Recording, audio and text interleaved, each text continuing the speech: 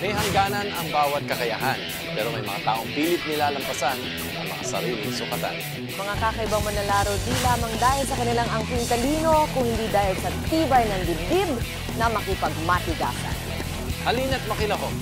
Sa daigdig ng mga astig.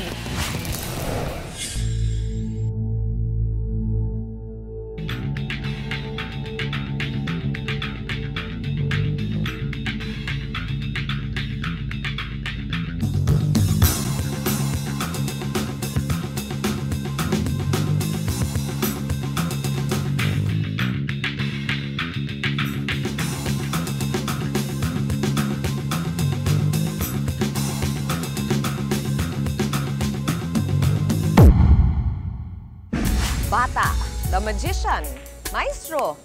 Kilala sa napakaraming pangalan pero wala na yatang mas tatanyag sa kanyang larangan kung hindi kay Efren Reyes.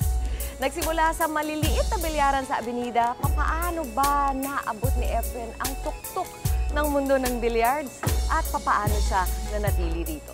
9 years old. Gumaban na ako 9 years old. Talaga? Paano nyo naman naaabot yung table? Naglalagay ako ng tuntungan, yung 3 case na beer. Pagka hindi ko abot, sumasampa ako sa lamesa eh. Ayun.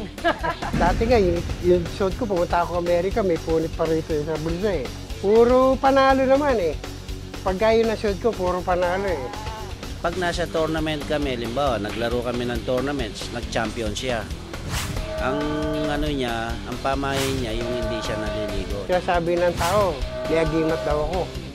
Bah, pag may agimat ako, meron eh. Paano pagka nabasa, sabi ng mga iba, nawawala agimat. Kasi pag naglaro ako ng naligo ko, sabi niya, mawawala daw yung swerte.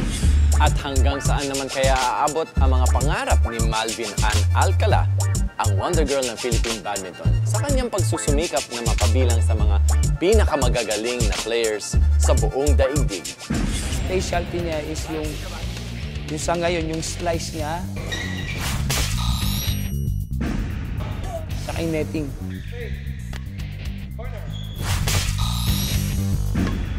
Siyempre, pinakamalakas yung power niya. Laban lang. Kahit mas malakas yung kalaban mo, lumaban ka lang. Saka yung focus sa game. Same time, enjoy mo yung game. Yun talaga yung pinag-game ko. Enjoy lang yung game. Ang lahat ng yan sa pagbabalik ng Astig. Let's go! Okay?